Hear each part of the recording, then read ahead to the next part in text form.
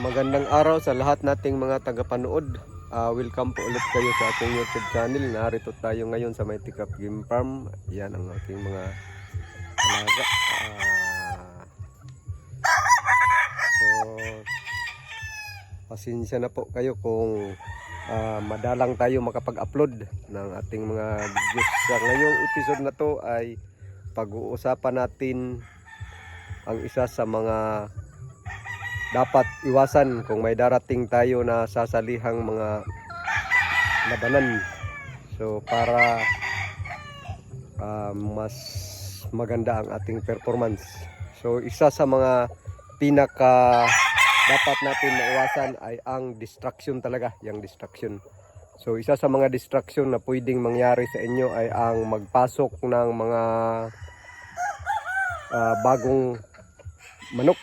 Halimbawa, may mga manok kayo na bago. So, huwag nyo munang ipasok sa inyong manukan dahil madidistract ang yung mga alaga. Dahil ang manok ay territorial talaga. Pag mayroong mga bagong tilaok ay medyo hindi sila makapag-concentrate, hindi sila makapagpahinga dahil nababalisa sila. Yan po ang dahilan bakit sinasabi ng mga yung mga old timers na naniniwala sa mga sabi-sabi lang na at mga pamahiin na kapag raw may ipinasok ay malas daw dahil yun daw ang papalit sa sa mga papalit sa yung mga alaga dahil may bagong dating. Hindi po yan totoo. Ang scientific explanation dyan ay makakadistract talaga dahil pag titilaok yan, so maririnig nila, makikilala nila ang mga tilaok na hindi familiar sa kanila. So dahil sila ay territorial, so nasa defensive sila, so hindi sila gaanong makapagpahinga. So yan ay dapat ninyong iwasan. Distraction talaga, lalong lalo na pag malapit na mga 1 week, lalong lalo na kung mga 1 week na lang at mas lalo na kung mga 3 days na lang yung papunta na kayo sa pagpapahinga. So hindi sila makapagpahinga ng maganda. So dapat iwasan ang mga distraction. Isa sa mga distraction din ay ang may magpapaputok ng malakas. Halimbawa, may magpapaputok ng mga rebintador o ano pang mga firecrackers na ginagamit sa magpapaputok. So wag, iwasan nyo muna yan. O minsan, halimbawa sa farm, may papaputol kayong mga puno. Huwag muna magpaputol ng puno dahil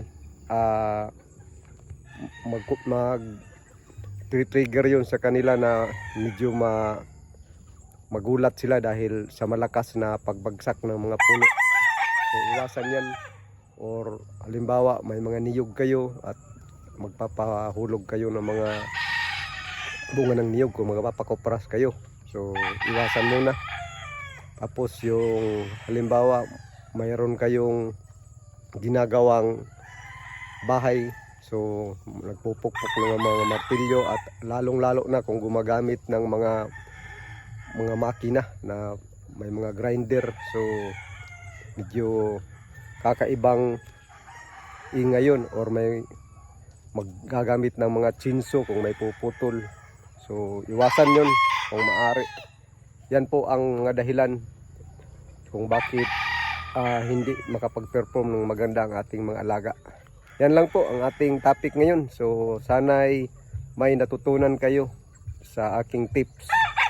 So marami pang mga distraction ang dapat iwasan. So yan po ay mga halimbawa lamang. So hanggang dito lang muna tayo, mga kaibigan at mga supporters. Hanggang sa susunod kong video. Maraming salamat. Thank you for watching.